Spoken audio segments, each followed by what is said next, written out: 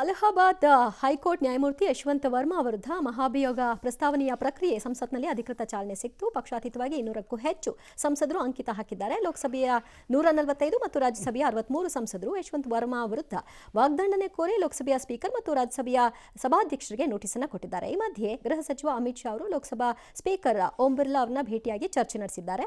ಇತ್ತ ಸಂಸತ್ನಲ್ಲಿ ಇಂಡಿ ನಾಯಕರು ಬಿಹಾರದಲ್ಲಿ ಚುನಾವಣಾ ಆಯೋಗ ಆರಂಭಿಸಿರುವಂತಹ ವಿಶೇಷ ತೀವ್ರ ಪರಿಷ್ಕರಣೆ ಪ್ರಕ್ರಿಯೆ ಹಿಂಪಡಿಬೇಕು ಮತ್ತು ಚರ್ಚೆ ಮುಂದೂಡುವಂತೆ ಆಗ್ರಹಿಸಿ ಹೊರಗೂ ಒಳಗೂ ವಿಶೇಷ ತೀವ್ರ ಮತದಾರರ ಪಟ್ಟಿ ಪರಿಷ್ಕರಣೆ ಕಥೆ ಅದು ಬಿಹಾರದ್ದು. ಎಲೆಕ್ಷನ್ ಕಮಿಷನ್ ಏನು ಹೇಳ್ತಿದೆ, 1.25 ಕೋಟಿ ಜನ ಸತ್ತೋಗಿದ್ದಾರೆ, ಒಬ್ಬರು ಹೆಸರು ತೆಗ್ಸಿಲ್ಲ, ತೆಗಿದ್ಬೇಕಾ ಬೇಡವಾ ಅಂತಾರೆ.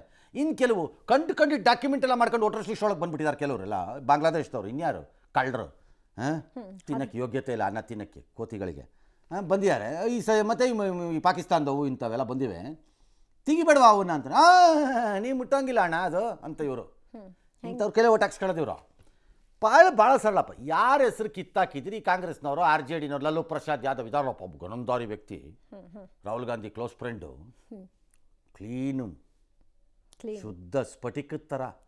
ಹಿಂಗೆ ನೋಡಿದ್ರೆ ಲಲ್ಲೂ ಯಾದವ್ ಹಿಂಗೆ ನಿಲ್ಲಿಸ್ಕೊಂಡು ನೋಡಿದ್ರೆ ಆ ಕಡೆ ಇರೋದೆಲ್ಲ ಕಾಣುತ್ತೆ. ಅಷ್ಟು ಪಾರದರ್ಶಕ ಅವರು. ಹಾಂ, ಇದು ಇವ್ರದ್ದು ಅನದರ್ ಗೋಸುಂಬೆ ಅದೇ BJPಲಿದ್ದಾಗ ಕೋಮುವಾದಿ, ಈ ಕಡೆಗೆ ಬಂದ ತಕ್ಷಣ ಜಾತ್ಯತೀತವಾದಿ, ಇದೆಯಲ್ಲ ಅದೇ ಸೇಮ್ ಗೋಸುಂಬೆಗಳೇ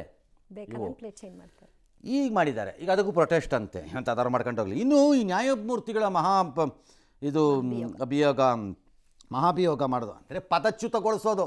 ಸುಮ್ಮನೆ ದೊಡ್ಡ ಪದ ಬೇಡ, ಇಲ್ಲಿ ಇಂಪೀಚ್ ಮಾಡಿ ಪದಚ್ಯುತಗೊಳಿಸಿ ಹೋಗಪ್ಪ ನಿಮ್ಮ ಮನೆಗೆ ಅಂತ ಕಳಿಸೋದು. ಅದಕ್ಕೆ ಮಹಾಭಿಯೋಗ ಏನೋ ಒಂಥರ ಪಟ್ಟಾಭಿಷೇಕ ಮಾಡಿದ ಥರ ಮಾತಾಡ್ತಾರೆ ಎಲ್ಲ ಕೂತ್ಕೊಂಡು ಪದಗಳನ್ನು ಹಿಡ್ಕೊಂಬಂದಿಲ್ಲಿ. ಸುಮ್ಮನೆ ಸಿಂಪಲಾಗಿ ಹೇಳೋಕ್ಕಾಗಲ್ಲ, ಕಿತ್ತು ಬಿಸಾಕೋ ಪ್ರಕ್ರಿಯೆ ಅದು ಅಂತ, ಡಿಸ್ಮಿಸ್ ಮಾಡೋ ಪ್ರಕ್ರಿಯೆ. ನೋ ಕಾನ್ಫಿಡೆನ್ಸ್ ಮೋಷನ್ ಇದ್ದಂಗೆ ನಮ್ಮ ಚೀಫ್ ಮಿನಿಸ್ಟ್ರಿಗೋ ಪ್ರೈಮ್ ಮಿನಿಸ್ಟ್ರಿಗೋ ಇದು ಸರಿ. ಅದಕ್ಕೆ 2/3 ಮೆಜಾರಿಟಿ ಬೇಕು. ನಾಳೆ ಕಮಿಟಿ ಮಾಡ್ತಾರೆ, ಕಮಿಟಿ ಒಂದು ರಿಪೋರ್ಟ್ ಕೊಡುತ್ತೆ, ಅದನ್ನು ಅಕ್ಸೆಪ್ಟ್ ಮಾಡಬೇಕು ಪಾರ್ಲಿಮೆಂಟಿನ 2 ಸದನಗಳು. ನಂತರ 2/3 ಪಾಸ್ ಆಗಬೇಕು. ಪಾಸ್ ಆದಮೇಲೆ ಆ ರಿಪೋರ್ಟನ್ನು ತೆಗೆದುಕೊಂಡು ರಾಷ್ಟ್ರಪತಿಗಳಿಗೆ ಕೊಡಬೇಕು, ರಾಷ್ಟ್ರಪತಿಗಳು ಅದನ್ನು ಅಂಗೀಕಾರ ಮಾಡಬೇಕು ಮತ್ತು 2 ಸದನಗಳ ಸಲಹೆ ಆಧಾರದ ಮೇಲೆ ಅವ್ರನ್ನ ವಜಾ ಮಾಡಿ ಮನೆಗೆ ಕಳಿಸ್ಬೇಕು. ಈ ಪ್ರಕ್ರಿಯೆಗಳು ಹಿಂದೆ 2-3 ಸರಿ ನಡೆದಿದೆ, ಆದರೆ ಅದು ಪಾಸ್ ಆಗಿಲ್ಲ ಕೆಲಸ. ಇದೇನಾಗುತ್ತೋ ಗೊತ್ತಿಲ್ಲ.